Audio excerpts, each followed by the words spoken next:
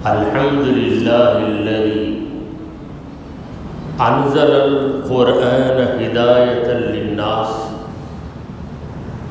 والصلاة والسلام على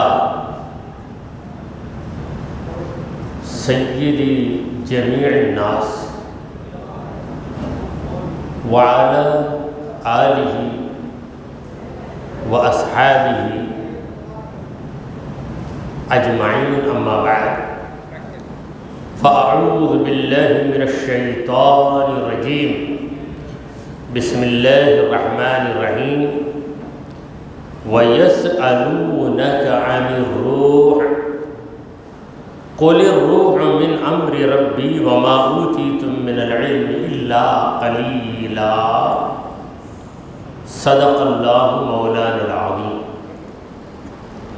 حاضرین مجلس اور معزز خواتین، السلام علیکم ورحمۃ اللہ وبرکاتہ۔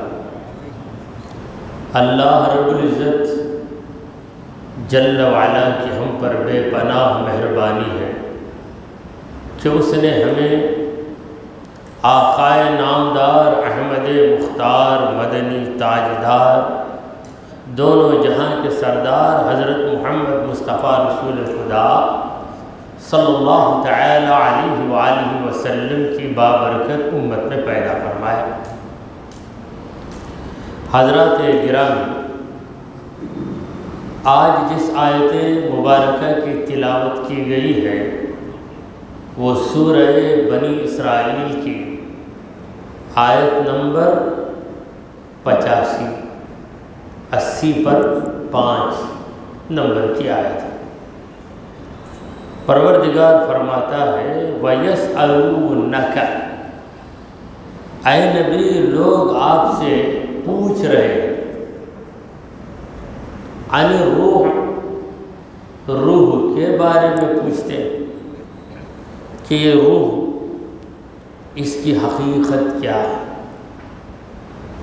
ہر انسان کی روح ہے مگر خود انسان اپنی روح سے بے خبر۔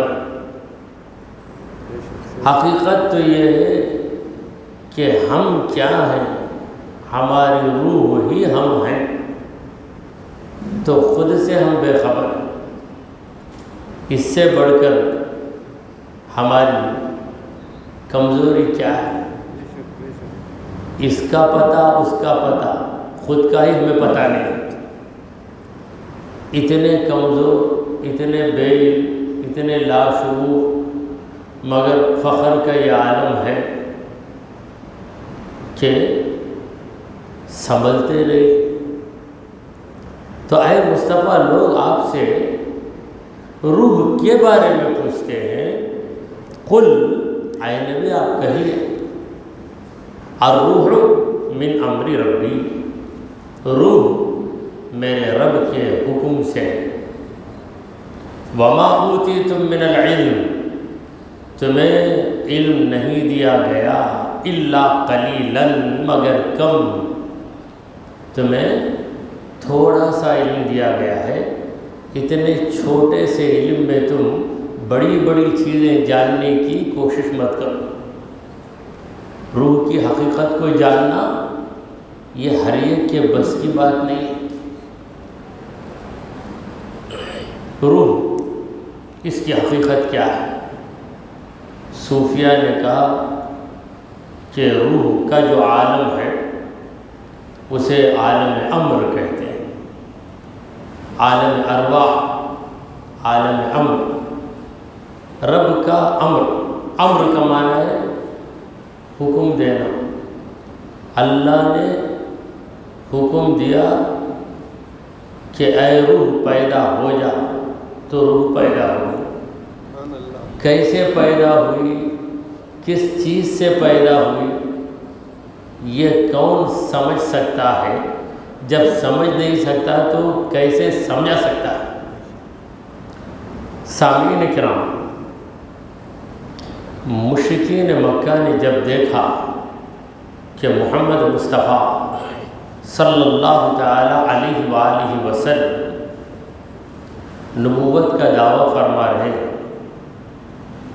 اب حضور کا مقابلہ مکے کے ان پڑھ جاہل لوگ کیا کریں گے؟ وہ حضور کی نبوت کو کیسے باطل بتا سکیں گے؟ لہٰذا ان مشرکوں نے اہل کتاب کا سہارا لیا۔ اہل کتاب کہاں تھے؟ مدینے میں تھے۔ اس وقت مدینے کا نام تھا یثرب، تو نئے نام کے مطابق یہود مدینے کے باشندے تھے، خیبر میں بھی یہود رہا کرتے تھے۔ تو یہودیوں سے مکے کے مشرکوں نے مدد مانگی کہ ہماری قوم میں ایک شخص جس کا نام ہے محمد صلی اللہ علیہ وسلم، اس نے نبوت کا دعویٰ کیا اور بت پرستی کے خلاف پیغام دے رہا ہے۔ ہم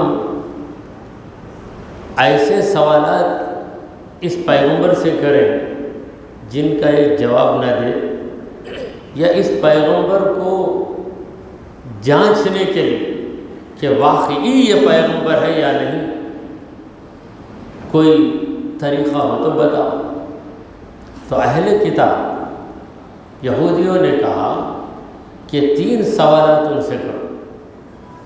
ان 3 سوالوں کا جواب مکے کا باشندہ، مکے کا سٹیزن دے نہیں سکتا، کیونکہ مکے والا امی ہوتا ہے۔ امی اسے کہتے ہیں جس کے پاس کتاب نہیں اور جو کتابیں پڑھتا بھی نہیں، اور اہل کتاب سے اسے تعلق بھی نہیں ہے، بس اپنا کام بت کی پوجا کر لے، کھائے پیے موج اڑائے۔ جن کے مزاج میں بت پرستی نہیں ہے وہ بت پرستی بھی نہیں کرتے اور ان کا کوئی دین مذہب بھی نہیں ہے۔ یہ حال تھا اہل مکہ کا۔ تو یہودیوں نے مشرکوں کو سکھایا کہ 3 سوالات کرو، یہ 3 میں 2 کے جواب وہ دے سکتے، 1 کا جواب نہیں دیں گے۔ 2 کا جواب دے دیں گے، 1 کا جواب نہیں دیں گے، تب سمجھ لینا کہ وہ پیغمبر برحق ہے۔ کہہ تو دیا، یہ تھی راز کی بات، کہہ دیا۔ اب 3 سوالات کیا کیا تھے؟ پہلا سوال اصحاب کہف کے بارے میں پوچھا، یعنی وہ نوجوان جو غار میں جا کر سو گئے، 300 برس کے بعد غار سے نکلے تو دوسرا بادشاہ، دوسری حکومت تھی، مسلسل 300 برس وہ لوگ باغ میں غار میں سو ہی رہے تھے، اور ان کے پاس ایک کتا بھی تھا۔ تو یہودیوں نے اتنی تفصیل نہیں بتائی، کہا کہ اصحاب کہف غار والے نوجوانوں کے بارے میں پوچھو، اور دوسرا سوال ذوالقرنین کے بارے میں پوچھو کہ ذوالقرنین کون ہے، اس کی حکومت کہاں تک پہنچی، اور ذوالقرنین نے کن شریروں کا مقابلہ کیا۔ 2 سوال، اور تیسرا سوال روح کے بارے میں کرو۔ تو 2 سوالوں کے جوابات تو سورہ کہف میں آ گئے۔ سورہ کہف کے بارے میں ام حسبت ان اصحاب الکہف والرقیم کانوا من آیاتنا عجبا اذ اوى الفتية الى الکہف، وہاں پر اللہ تبارک و تعالی نے اصحاب کہف کا پورا واقعہ تفصیل کے ساتھ بتا دیا۔ اور پھر ذوالقرنین کے بارے میں یسألونک عن ذی القرنین قل سأتلو علیکم منہ ذکرا، تو ذوالقرنین کا واقعہ بھی بڑی تفصیل کے ساتھ بتا دیا۔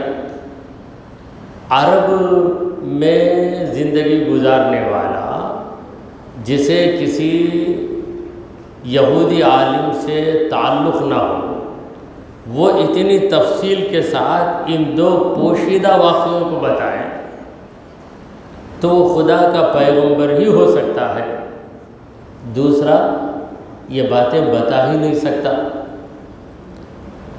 تو روح کے بارے میں تیسرا سوال، تو حضور نے کہا کہ اس کے بارے میں تفصیل سے نہیں بتا سکتے کیونکہ تمہارا علم چھوٹا ہے، وما اوتیتم من العلم الا قلیلا، تمہیں جو علم دیا گیا وہ بہت کم۔ تب مشرکین کو پتہ چل گیا کہ محمد صلی اللہ علیہ وسلم نبی برحق ہے، جیسے یہودیوں نے بتایا ویسا ہی رزلٹ نکلا۔ اب یہودی بھی وہاں پچھتا رہے کہ ہم نے یہ راز ان کو کیوں بتا دیا، سب مسلمان ہو گئے تو مصیبت ہو جائے، کیونکہ یہودیوں کو ذمہ داری دی گئی تھی کہ محمد مصطفیٰ صلی اللہ علیہ وسلم تشریف لائیں تو حضور پر ایمان لانا، حضور کی مدد کرنا، حضور کی پیروی کرنا، مگر ظالموں نے اس کے برخلاف کیا۔ ان کی یہی ضد تھی کہ محمد صلی اللہ علیہ وسلم بنی اسرائیل میں نہیں پیدا ہوئے، بنی اسماعیل میں پیدا ہوئے، یہ ایک ضد تھی ان کی، اور وہ بھی یہودی قوم میں پیدا ہو جانا تھا، یہ اہل مکہ میں پیدا ہو گئے۔ بس اس ضد، تعصب، ہٹ دھرمی کی وجہ سے ایمان نہیں لائے۔ اور مشرکین وہ بت پرستی میں اتنے گر چکے تھے کہ کسی بھی صورت میں بت پرستی سے دوری اختیار کرنا ان کے لیے بہت بھاری کام تھا، اس لیے وہ حضور پر ایمان نہیں لائے۔ اور ان کی یہی شرط تھی ہمیشہ کہ ہم ایمان لائیں گے مگر بت پرستی نہیں چھوڑیں گے۔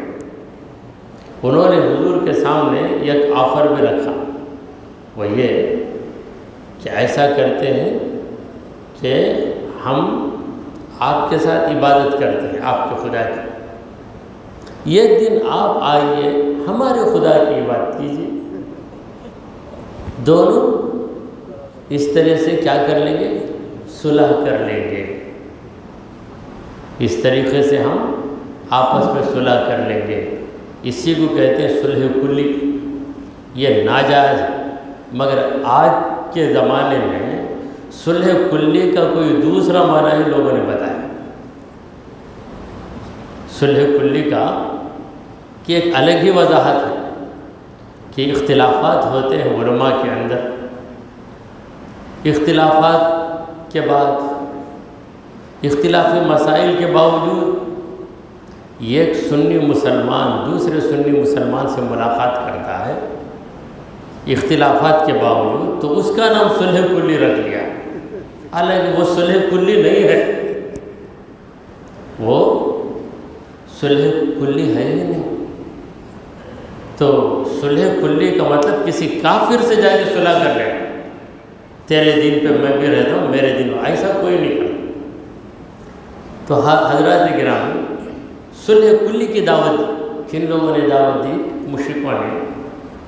تو اللہ تبارک و تعالی نے مکمل ایک صورت کو نازل کی، قل، اے مصطفیٰ آپ کہہ دیجئے میں صلح کلی کے لیے تیار نہیں ہوں، یا ایھا الکافرون، اے کافروں سنو، لا اعبد ما تعبدون، تم جس کی عبادت کرتے ہو اس کی میں عبادت نہیں کروں، ولا انتم عابدون ما اعبد، میں جس رب کی عبادت کرتا ہوں اس رب کی تم عبادت نہیں کرو گے۔ اگر تم آ بھی گئے مسجد میں، نماز بھی تم نے پڑھ لی، تو تم میرے رب کی عبادت گزار نہیں ہو سکتے، کیونکہ میرے رب کے ساتھ دوسرے کو بھی تم خدا مانتے ہو، تو تم نے میرے رب کو مانا ہی نہیں ہے۔ میرے رب کو ماننا ہے تو کس طرح ماننا ہے؟ وحدہ لا شریک لہ، وحدہ لا شریک لہ، وہ یکا ہے، کوئی اس کا شریک نہیں، کوئی اس کا شریک نہیں، اس طریقے سے ماننا۔ ولا انا عابد ما عبدتم، اب تک تم نے جن بتوں کی عبادت کی ہے ان کا میں عبادت گزار نہیں ہوں۔ ولا انتم عابدون ما اعبد، میں جس کی عبادت کرتا ہوں اس کی تم عبادت نہیں کر سکتے۔ اب فیصلہ سن لو، لکم دینکم ولی دین، تمہارے لیے تمہارا دین، میرے لیے میرا دین، لکم دینکم ولی دین، بات ختم ہو گئی۔ صلح کلی کے لیے رسول کریم صلی اللہ علیہ وسلم بالکل تیار نہیں تھے۔ اللہ تعالیٰ نے یہ صورت نازل کر کے یہ سمجھا دیا کہ ایمان اور کفر اکٹھا نہیں ہو سکتے، ایمان اور کفر اکٹھا ہو نہیں سکتے۔ بیک وقت کوئی مومن رہتے ہوئے کافر نہیں رہ سکتا، اور کافر رہتے ہوئے مومن بن نہیں سکتا۔ اگر مومن ہے تو وہ کافر نہیں، کافر ہے تو مومن ہے۔ اور اس زمانے میں فتویٰ بازی ایسی ہو گئی ہے کہ بڑے بڑے عالموں کو چھوٹے چھوٹے لوگ بڑی آسانی سے کفر کا فتویٰ دے دیتے، کفر کا فتویٰ۔ میں پوچھتا ہوں کفر کا فتویٰ کیا ہے؟ یہ تعبیر بھی ایک اعتبار سے صحیح نہیں ہے۔ فتویٰ کا معنی جواب دینا، کوئی مسئلہ پوچھو تو جواب دو، یہ کفر کا فتویٰ نہیں، کفر کا فیصلہ کر دیتے۔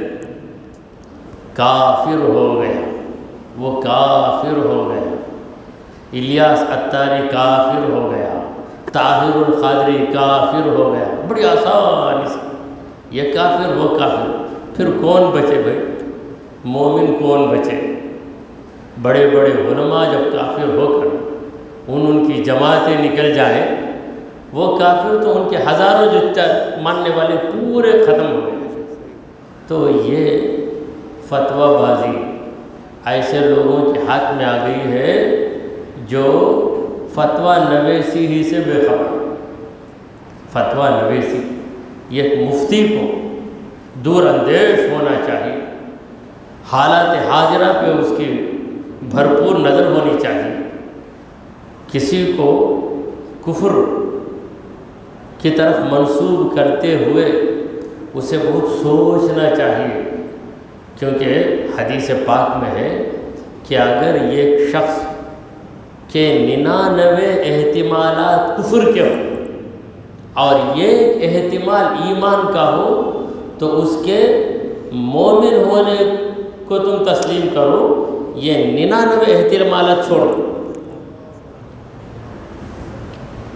یعنی 90 پر 9 اسباب ایسے ہیں جو اس کے کافر ہونے کو بتا رہے ہیں، مگر یہ وجہ، یہ سبب ایسا معلوم ہوتا ہے کہ اس کی بنیاد پر اسے مومن کہا جا سکتا ہے، تو اس ایک سبب کو لے لو، باقی 99 سببوں کو چھوڑو۔ سبحان اللہ، سبحان اللہ۔ یہ ہے، اسی لیے ہمارے بزرگوں نے کھلے عام خوارج کو، معتزلہ کو، ان کو کافر نہیں کہا، بد عقیدہ ضرور کہا ہے، بدعتی ضرور کہا ہے، گمراہ ضرور کہا ہے، مگر کافر غلام احمد قادیانی کو کافر کہا ہے، ضرور کہا ہے۔ کیوں؟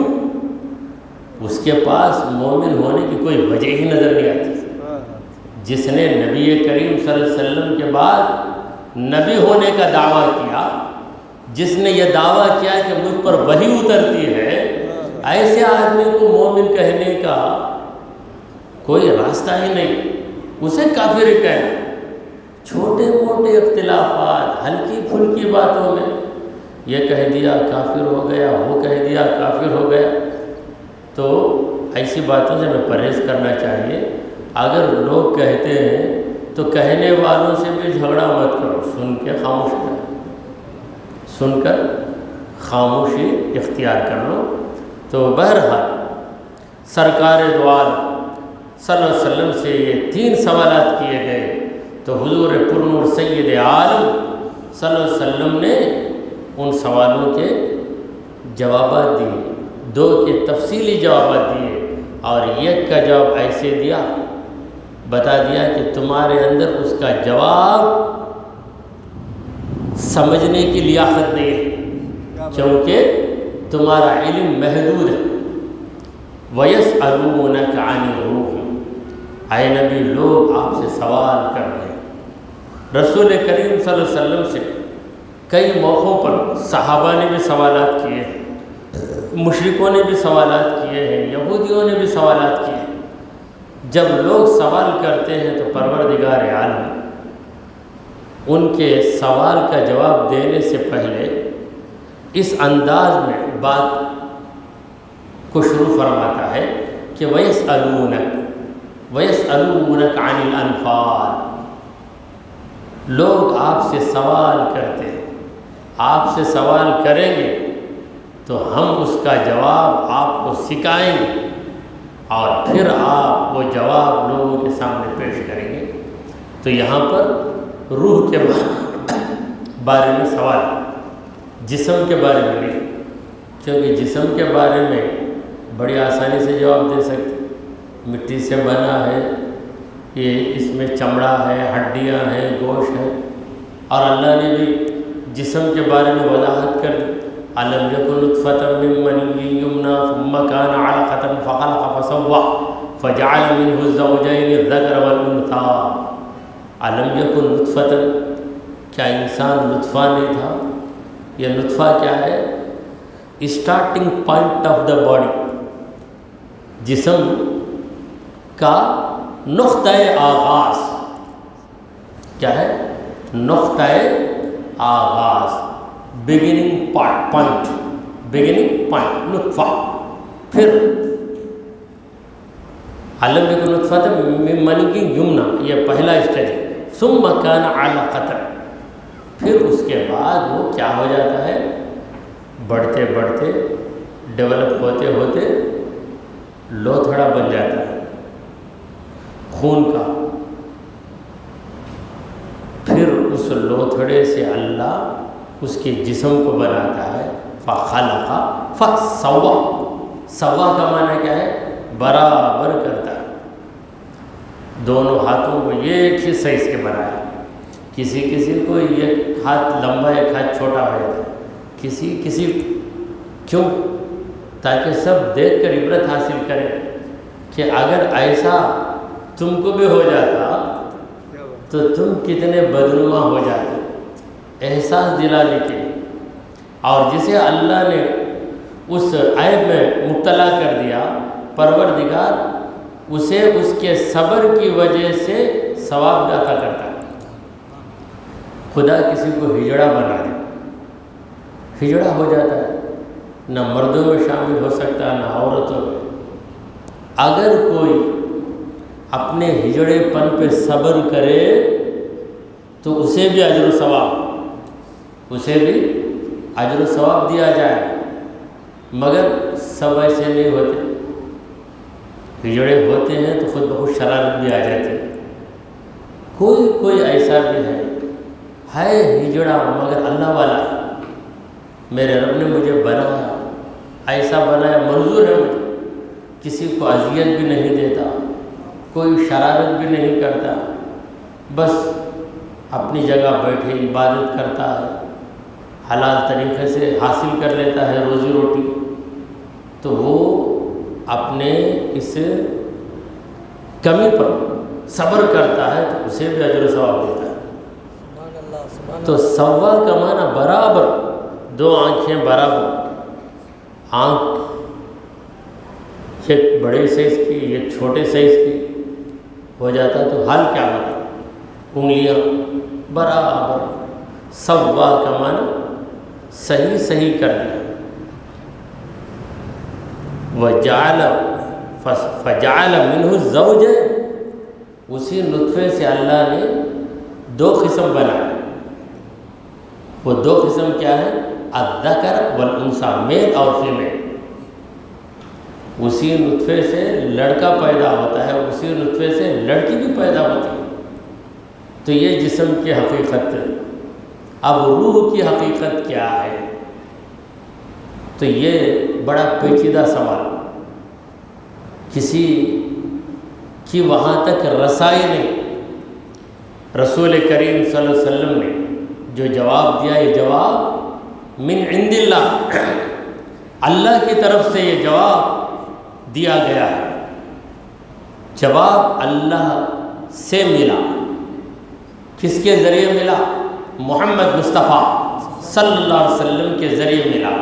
قل، کہہ دو اے نبی، الروح، یہ روح جو ہے، روح من امر ربی، میرے رب کا حکم، اس حقیقت کو تم کیا جانو؟ کن فیکون، اس کی شان کیا ہے؟ کن فیکون، وہ کہتا ہے ہو جا تو چیز ہو جاتی ہے۔ اب چیز ہوئی ہی نہیں، ہونے سے پہلے کہتا ہے ہو جا، تو کس کو دیکھ کے کہتا ہو جا؟ انما امرہ، سورہ یاسین کی آیت ہے، اور اکثر مسلمان سورہ یاسین کے حافظ ہوتے ہیں، کیونکہ بہت سے لوگوں کو روزانہ سورہ یاسین کی تلاوت کی عادت ہوتی ہے کہ فجر کے بعد سورہ یاسین کی تلاوت کر لیتے ہیں، قبرستان جاتے ہیں، قبر کی زیارت کرتے ہیں تو سورہ یاسین کی تلاوت کرتے ہیں۔ جب کسی سورہ کی تلاوت بار بار کی جاتی ہے تو وہ سورہ حفظ ہی ہو جاتا ہے۔ عربی میں کہاوت ہے اذا تکرر تقرر، اذا تکرر تقرر، پہلا تکرر کاف سے، دوسرا تقرر قاف سے۔ تکرر کے معنی بار بار کوئی چیز آدمی پڑھتا ہے تو وہ چیز کیا ہو جاتی ہے؟ یوں ہی نقش ہو جاتی ہے، یوں ہی نقش ہو جاتی ہے۔ کتنے نوجوان ہیں جو مسلسل جمعہ کے خطبے میں بیٹھتے ہیں تو جمعہ کا خطبہ انہیں یاد ہو جاتا ہے، ہر محفل نکاح میں شرکت کرتے ہیں، کئی نکاح کی محفلوں میں شرکت کرنے کے بعد خطبہ نکاح انہیں یاد ہو جاتا ہے۔ تو سورہ یاسین کی آیت ہے انما امرہ، اس کا امر کا معنی حکم، اس کا حکم کیا ہے؟ اسے حکم دینے کے لیے کیا مشقت ہوتی ہے؟ نہیں۔ اذا اراد شیئا، جب وہ کسی چیز کا ارادہ کرتا ہے، فانما یقول لہ، اس چیز سے وہ کہتا ہے۔ جب کسی چیز کو پیدا کرنا چاہتا ہے، دیکھیں میں وضاحت کر رہا ہوں، بڑی کلیئرٹی کے ساتھ آپ کے سامنے عرض کر رہا ہوں، مگر ضرورت اس بات کی ہے کہ آپ بھی توجہ دیں۔ توجہ نہیں دیں گے تو پھر بات سمجھ میں نہیں آئے گی۔ تو آپ کو کچھ پے کرنا نہیں، you need not pay me any thing, just pay your attention, آپ کی توجہ دے دیجیے۔ اذا اراد شیء، جب کسی چیز کا ارادہ کرتا ہے، فانما یقول له، اس چیز سے کہتا ہے کن ہو جا، فیکن ہو جاتی ہے۔ اب وہ چیز ہے ہی نہیں تو پھر اس چیز سے کہا، تو جو چیز موجود ہی نہیں اس سے کہا۔ مثلا زمین پیدا کرنا چاہے، زمین سے کہا ہو جا، تو زمین کہاں تھی؟ یاد رکھیے ہر چیز پیدا ہونے سے پہلے اللہ کے علم میں ہے۔ جیسا کہ آپ کسی بورڈ پر لکھنا چاہتے ہیں، کیا لکھنا چاہتے ہیں؟ آج رات میلاد کا بیان ہوگا، یہ لکھنا چاہتے ہیں بورڈ پر۔ لکھنے سے پہلے وہ چیز آپ کے ذہن میں ہے، آپ کے ذہن میں ہے، اسے کہتے ہیں وجود ذہنی۔ وجود ذہنی، اس کا کوئی وزن نہیں ہوتا، اس کی کوئی جسامت نہیں ہوتی، وجود ذہنی۔ وجود ذہنی کے بعد جب آپ لکھتے ہیں تو وجود خارجی، باہر میں آ گئی چیز۔ ذہنی وجود کیا ہو گیا؟ خارجی وجود ہو گیا۔ تو ساری کائنات اللہ کے علم میں ہے، جو چیز اللہ کے علم میں ہے اس چیز کو اللہ نے کہا کہ ظاہر ہو جا تو وہ چیز ظاہر ہو گئی۔ تو چیزوں کو معلومات الہیہ، اللہ کے علم میں جو چیزیں ہیں انہیں کیا کہتے ہیں؟ معلومات الہیہ کو ظاہر کرنے کا نام ہے تخلیق۔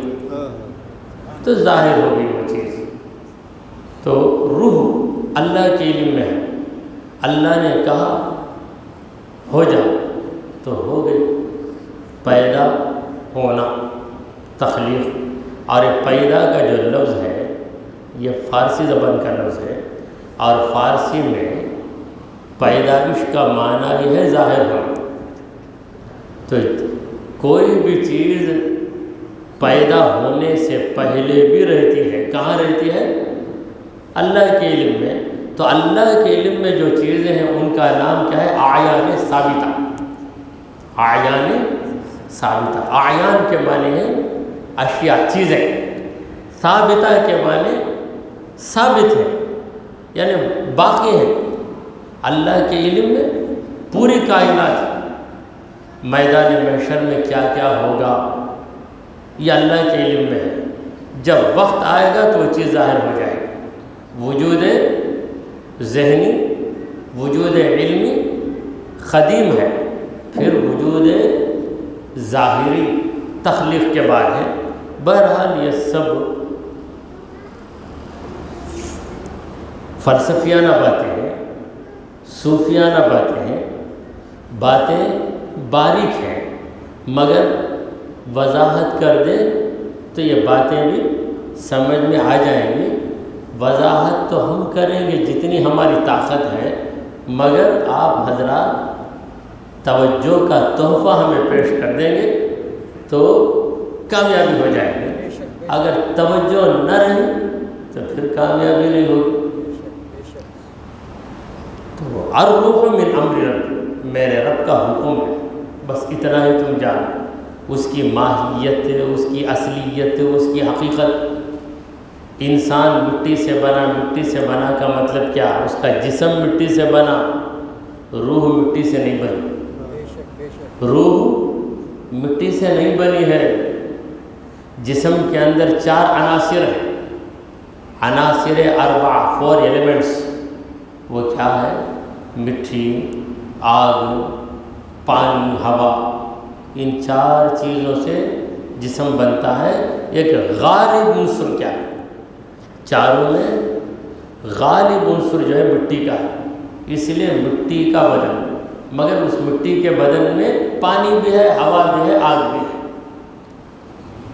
پھر پروردگار نے کہا وما اوتیتم من العلم. اے نبی آپ لوگوں سے کہیے وما اوتیتم من العلم، تمہیں جو علم دیا گیا ہے الا قلیلا، کم علم دیا گیا، زیادہ علم تمہیں نہیں. تو جتنا علم ہے اتنی بات کرو. جسم کو تم سمجھ سکتے ہو سمجھو، روح کو تم سمجھ نہیں سکتے. اب یہاں پر سوال یہ ہے کہ روح کا علم عام لوگوں کو نہیں دیا گیا. کیا نبی کریم صلی اللہ علیہ وسلم کو روح کا علم حاصل ہے یا نہیں؟ تو اس کا جواب ہمارے بزرگوں نے دیا کہ نبی کی شان تو عرفہ و اعلیٰ ہے. جس نبی نے خدا کی صفات کا علم حاصل کیا ہے، اس نبی کو روح ایک مخلوق ہے، اس کا علم اس نبی کے لیے کوئی بھاری چیز نہیں. سبحان اللہ. تو حضور اکرم صلی اللہ علیہ وسلم روح کی حقیقت کو جانتے ہیں. عرف حقیقت الروح ولیکن امر بکتمانها. حضور کو روح کی حقیقت کا علم دیا گیا، مگر آپ سے کہا گیا کہ اسے چھپاؤ. کیوں چھپاؤ؟ ہر ایک اسے اس کی تاب نہیں لا سکتا. جس کا جو درجہ ہے اسی درجے کے بارے میں اس سے بات کرنا. ایک نابالغ بچہ ہے 4 سال 5 سال کا، اس بچے کے سامنے زن و شو، میاں بیوی کے رات کے تعلقات کے بارے میں اگر وضاحت کریں گے تو پھر وضاحت کرنے والا بڑا بیوقوف ہے.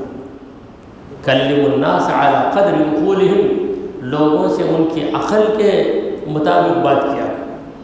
بچوں کے سامنے جو بات کرنا ہے وہی کرو. شادی شدہ کے سامنے جو بات کرنا ہے اس سے کرو. تو اس علم کے اندر سارے لوگ بچے، انبیاء کرام بھی اس مقام کو پہنچتے ہیں کہ ان غیبی چیزوں کو سمجھ سکیں. ہر ایک کے سمجھ کی یہ بات نہیں. تو پروردگار نے یہ کہا کہ تمہارا علم کم ہے، لہذا اس کی پوری حقیقت تمہیں بتائی نہیں جا سکتی، مگر تمہیں محروم بھی نہیں کیا گیا. اتنا بتا دیا گیا کہ روح رب کا حکم ہے، رب کے حکم سے روح پیدا ہوئی. اور روح کے بارے میں یہ بھی کہا گیا کہ روح ابدی ہے. ابدی کا معنی ہمیشہ رہنے والا. فنا نہیں ہوتی. خلقت الارواح للابد، روحوں کو ہمیشہ رہنے کے لیے پیدا کیا گیا ہے. تو روح ابدی ہے، مگر اس کا ابدی ہونا ممکن ہے. ممکن کا مطلب کیا؟ پازیبل. اللہ تعالیٰ ابدی ہے، اللہ کا ابدی ہونا ممکن نہیں بلکہ واجب ہے. واجب کا معنی کیا؟ اللہ تبارک و تعالی ہمیشہ رہے گا، اس کا فنا ہونا محال ہے. اور روح فنا بھی ہو سکتی ہے، خدا فنا کرنا چاہے تو، مگر خدا اسے فنا نہیں کرے گا. 7 چیزوں کے بارے میں کہا جاتا ہے کہ وہ کبھی فنا نہیں. جنت، دوزخ، اس کے بارے میں ہمارا عقیدہ کیا ہے؟ الجنت والنار مخلوقتان لا تفنیان، عقائد کی کتاب ہے. جنت دوزخ دونوں کو پیدا کر دیا گیا ہے. لا تفنیان، وہ فنا ہونے والی نہیں. جنت اپنی جگہ یوں ہی رہے گی، دوزخ اپنی جگہ یوں ہی رہے گی. تو جنت دوزخ 2 چیزیں ہو گئی. پھر عرش، کرسی، لوح، قلم، 4. یاد رکھنے کے لیے 2 4 and 1، یہ 2 جنت دوزخ یاد رکھیں. 4 چیزیں، عرش، کرسی، لوح، قلم. اس کے بعد 7 ایک چیز جو ہے وہ روح. یہ روح یہ بھی ابدی ہے. 7 چیزیں ابدی ہیں، مگر ان میں کوئی چیز ازلی نہیں ہے. ازلی ابدی 2 اصطلاحات ہیں. ازلی کا معنی کیا؟ جو ہمیشہ سے، ازلی اللہ کے سوا کوئی نہیں. یہ چیزیں پہلے نہیں تھیں. روح پہلے نہیں تھی، اللہ نے پیدا کیا. جنت پہلے نہیں تھی، اللہ نے پیدا کیا. دوزخ پہلے نہیں تھا، اللہ نے پیدا کیا. عرش پہلے نہیں تھا، اللہ نے پیدا کیا. یہ نہیں کہہ سکتے کہ عرش ہمیشہ سے تھا. ازلی نہیں ہے، حادث ہے. کیا ہے وہ؟ حادث. یہ سب اصطلاحات ہیں. اصطلاحات، اسے انگریزی میں کہتے ہیں ٹرمینالوجیز. تو یہ عقائد کی اصطلاحات ہیں کہ ہر چیز حادث ہے. حادث کا مطلب کیا؟ پہلے نہیں تھی، اللہ نے پیدا کیا. چند چیزوں کو اللہ نے پیدا کر کے دوام دے دیا کہ ہمیشہ رہو. وہ 7 چیزیں. خدا کا عرش، خدا کا عرش کبھی فنا نہیں ہوتا، یوں ہی رہے گا.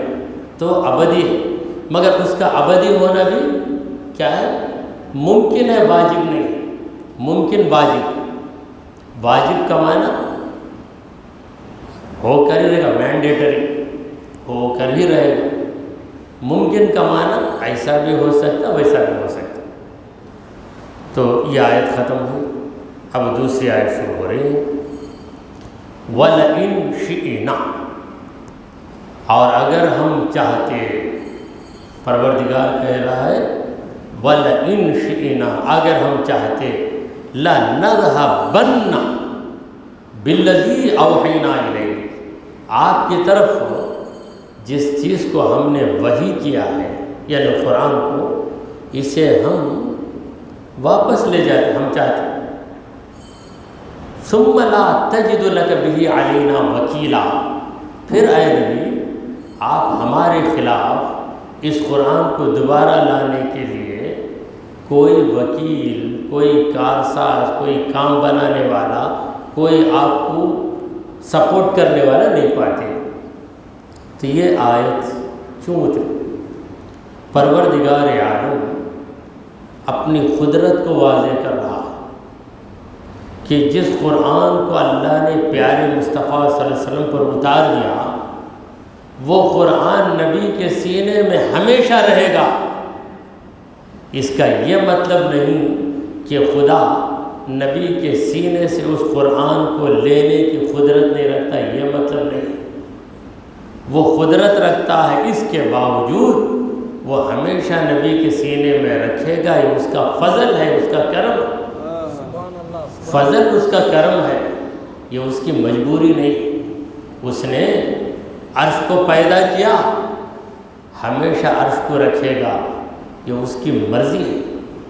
کیا کرنا؟ پیدا کرتا رہنا، کچھ بھی نہیں کر سکتا۔ مٹانا بولے تو نہیں مٹا سکتے، ایسی چیز نہیں ہے۔ ہم بہت سی چیزوں کے بارے میں ایسا کرتے ہیں، یہ مصیبت کو میرے گھر میں نہیں لانا تھا، آ گئی نا، اب کیا کریں گے۔ بہت سے لوگ اپنی بہو کے بارے میں بھی بولتے ہیں، اپنے داماد کے بارے میں بولتے ہیں، یہ مصیبت کو نہیں لانا تھا، نہیں معلوم ہو کہ میں کر لیا، اب کیا کرنا۔ تو ایسی مجبوری پروردگار عالم کی بارگاہ میں نہیں۔ تو قرآن جو نبی کریم صلی اللہ علیہ وسلم پر اتارا گیا، تو یہاں بھی جو کافر ہیں ان کا کام کیا ہے؟ قدرت میں نقص بتانا، حضور کے اندر عیب بتانا۔ تو یہ قرآن اتر گیا، اب اتر گیا تو پھر یہ قرآن واپس نہیں لیا جا سکتا۔ تو اللہ نے اپنی قدرت کو واضح کیا کہ اگر ہم چاہیں، مگر ہم نہیں چاہتے اس لیے نہیں کریں، اس لیے کنڈیشن لگے وَلَئِن شِئْنَا، اگر ہم چاہتے تو اے نبی آپ کو جو قرآن ہم نے دیا ہے وہ قرآن آپ کے سینے سے ہم سلب کر لیتے، سیز کر لیتے، دوبارہ لے لیتے۔ پھر اس کے بعد اگر آپ دوبارہ اس قرآن کو اپنے سینے میں لینے کے لیے کسی مددگار کے پاس جاتے تو کوئی آپ کی مدد نہیں کرتا۔ یہ ساری باتیں خدا کی قدرت کو سمجھانے کے لیے، ورنہ ایسا ہوا بھی نہیں، ہوگا بھی نہیں، ہوا بھی نہیں، ہوگا بھی نہیں۔ پھر اللہ نے کہا اِلَّا رَحْمَةً مِّن رَبِّكَ، پھر واضح کر دیا اِلَّا رَحْمَةً مِّن رَبِّكَ، اے نبی یہ تمہارے رب کی رحمت ہے کہ یہ قرآن آپ کے سینے میں باقی ہے، ایسا باقی ہے کہ ہر حافظ قرآن کو بھول سکتا ہے مگر مصطفیٰ کبھی قرآن کو بھول نہیں سکتا۔ سبحان اللہ، سبحان اللہ۔ حضور اکرم صلی اللہ علیہ وسلم پہلے حافظ قرآن، پہلے حافظ قرآن ہے۔ حفظ کرنے کے لیے کتنی مدت لگی؟ عموماً لوگ پوچھتے ہیں حفظ کرنے کے لیے کتنی مدت لگی؟ کوئی 5 سال میں حفظ کیا، کوئی 2 سال میں حفظ کیا، کوئی ایسے بھی خدا کے بندے ہیں جنہوں نے 1 مہینے میں قرآن کو حفظ کر لیا۔ ایسی روایتیں بھی ہمیں ملتی ہیں، لیکن 1 مہینے میں بھی حفظ کرے کوئی تو محنت کر کے حفظ کرنا پڑتا ہے۔ اور حضور اکرم صلی اللہ علیہ وسلم کا یہ کمال ہے کہ وحی اترتی آپ کے پاس تو وحی آپ کے دل مبارک میں ثبت ہو جاتی۔ تو حضور اکرم صلی اللہ علیہ وسلم کو یہ قرآن جو دیا گیا ہے، پھر قرآن دینے کے بعد قرآن کو برقرار کر دیا گیا، یہ کس وجہ سے ہے؟ رحمتاً، رحمت کی وجہ سے، یہ مہربانی ہے۔ من ربک، اے نبی آپ کے رب کی مہربانی ہے، رب کی مجبوری نہیں۔ اللہ تعالیٰ نے ہم کو آنکھ دی، دے دیا، کبھی چھین نہیں سکتا ہے، بولیں گے کیا؟ جب چاہے چھین سکتا ہے، نہیں چھین رہا ہے تو اس کی مہربانی، اس کی مہربانی۔ تو پورا وجود ہمارا اس کی مہربانی ہی سے ہے۔ تو پروردگار عالم نے اپنی قدرت کا مظاہرہ کیا کہ میری قدرت ہے کہ میں چاہوں تو یہ کر سکتا ہوں۔ میرے مصطفیٰ کے مبارک دل میں قرآن میں نے اتارا ہے۔ اگر کوئی کہتا ہے کہ اللہ چاہے بھی تو نہیں نکال سکتا، تو ایسی بات نہیں ہے۔ اللہ چاہے تو نکال سکتا ہے مگر اللہ چاہا نہیں، اللہ چاہا نہیں۔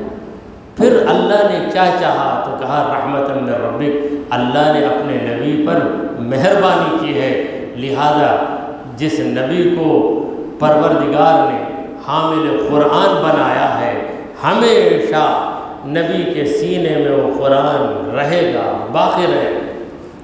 یہ آیت بھی نبی کے ذہن سے نکلنے والی نہیں، نبی کے دل مبارک سے نکلنے والی نہیں۔ سبحان اللہ۔ جب ماہ رمضان آتا تو حدیث پاک میں ہے کہ اذا جاء رمضان، جب رمضان آتا، جاءہ جبریل ویدارسہ القرآن، جبرائیل علیہ السلام نبی کریم صلی اللہ علیہ وسلم کے پاس آتے اور قرآن کا مدارسہ کرتے، یعنی سبق پڑھتے، سبق لیتے کا مطلب خود قرآن سناتے، نبی سے قرآن سنتے۔ سبحان اللہ، سبحان اللہ۔ جبرائیل السلام پڑھتے تو حضور سنتے، حضور پڑھتے جبرائیل السلام سبحان اللہ، سنتے تھے۔ یہ رمضان کے مہینے میں ہوتا تھا پورا، تو حضور کون سا قرآن دیکھ کر حفظ کرتے؟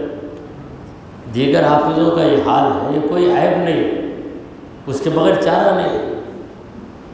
قرآن دیکھیں گے، یاد کریں گے، دیکھیں گے، یاد کریں گے، اس کے بعد سنائیں گے۔ اور حضور کو اس کی حاجت ہی نہیں، حضور اکرم صلی اللہ علیہ وسلم کو اس کی حاجت نہیں۔ اگر حضور کو بھی حاجت ہو جاتی تو نبی میں غیر نبی میں کیا فرق ہے؟ نبی میں غیر نبی میں کیا فرق؟ تو حضور اکرم صلی اللہ علیہ وسلم نے قرآن لکھوایا صحابہ سے کہ لکھو قرآن تاکہ تمہارے کام آئے، تمہارے بعد میری امت جو آئے گی اس امت کو کام آئے۔ اپنی ضرورت کے لیے حضور نے قرآن کو نہیں لکھا، میں بھول جاؤں گا اس لیے لکھ کر رکھو، میں اٹک گیا تو مجھے بول کر دو، ایسا نہیں ہے۔ الا رحمتا من ربک، پھر اللہ نے کہا ان فضلہ، بے شک اس کا فضل، ان فضلہ، بے شک اس کا فضل، کان علیکہ، آپ پر رہا ہے۔ کانا فعل ماضی پہلے ہی سے اس کا فضل آپ پر رہا ہے۔ کیسے رہا ہے؟ کبیراً، بہت بڑا فضل رہا ہے۔ ان فضلہ کان علیک کبیرا، اے نبی رب کا فضل آپ پر ہمیشہ سے بڑا ہی ہے۔ کسی پہ خدا کچھ کرتا ہے، کسی کو کچھ دیتا ہے، آپ کو خدا نے سب کچھ دے دیا۔ سبحان اللہ، سبحان اللہ۔ خدا نے یہ محمد میں رکھ دیا سب کچھ، خدا نے یہ محمد میں رکھ دیا سب کچھ، کریم کا کرم بے حساب کیا کہنا، خدا بے حساب نوازتا ہے، تو سب سے بڑھ کر بے حساب خدا نے نوازا ہے تو اپنے نبی کو نوازا ہے، ایسا نوازا کہ ہر لمحہ نبی پہ نوازش ہے۔ وَلَلْآخِرَةُ خَيْرٌ لَكَ مِنَ الْأُولَىٰ، یک اولا ہے، یک آخرت ہے۔ اولا کے معنی گزری ہوئی گھڑی، آخرہ کے معنی آنے والا لمحہ۔ ہر آنے والا لمحہ آپ کے لیے گزرے ہوئے لمحے سے بہتر ہے، یعنی لمحہ بہ لمحہ، لمحہ بہ لمحہ آپ فضیلتیں پاتے جا رہے ہیں، مقامات پاتے جا رہے ہیں، بلندیاں پاتے جا رہے ہیں، تو آپ کی بلندیاں لامحدود ہیں۔ ان فضلہ کان علیک کبیرا، بازار وَلَئِن شِئْنَا لَنَذْهَبَنَّ بِالَّذِي أَوْحَيْنَا إِلَيْكَ، منافق خوش ہو گئے، دیکھو جی حضور اللہ تعالیٰ چھین لے گا حضور سے قرآن، چھین لے گا قرآن، خوش ہو گئے۔ تو پھر اللہ نے کہا الا رحمت من ربک، یہ تمہارے رب کی مہربانی ہے لہذا وہ چھینے گا نہیں، تو مومن خوش ہو۔ منافق کو خوش کرا کے فوراً خدا نے ان کو رنجدہ بنا دیا۔ تمہاری یہ تمنا کہ نبی قرآن کو بھول جائے، this is not going to happen anymore, اب ہونے والا نہیں۔ نبی قرآن کو بھولنے والے نہیں۔ سَنُقْرِئُكَ فَلَا تَنْسَىٰ، سَنُقْرِئُكَ، ہم آپ کو پڑھائیں گے، فَلَا تَنْسَىٰ، آپ نہیں بھولیں گے۔ پھر کہا اِلَّا مَا شَاءَ اللَّهُ، اگر اللہ چاہے تو، اللہ چاہے تو ہو سکتا، مگر اللہ کیوں چاہے؟ وہ چاہتا نہیں، کیونکہ وہ جب رحم کرتا ہے، مہربانی فرماتا ہے۔ تو یہ بات ہر چیز کے بارے میں، ہم سب مومن ہیں، اگر اللہ ہم کو کافر بنانا چاہے تو ہو جائے گا کافر، مگر اللہ کی مہربانی ہوگی، وہ ہمیں ہمیشہ مومن رکھے گا، یہی ہم کہتے ہیں۔ تو اسی پر اکتفا کرتے ہوئے دعا کیجئے کہ پروردگارا ہم نے جو کچھ کہا اور سنا اسے قبول فرما لے۔ اے اللہ ہمارے گناہوں کو معاف فرما، ہماری خطاؤں کو درگزر کر دے۔ اے رب کریم ہم پر تیری رحمت نازل فرما۔ اے اللہ ہمیں سیدھے راستے پر چلا، تیرے انبیاء اور تیرے اولیاء کے راستے پر چلا۔ اے رب خبیر ہمارا خاتمہ ایمان کی حالت میں فرما۔ اے رب کریم قرآن مجید کی صحیح فہم ہمیں عطا فرما۔ وصلی اللہ تعالی علی خیر خلقہ سیدنا مولانا محمد وعلی آلہ وصحبہ اجمعین۔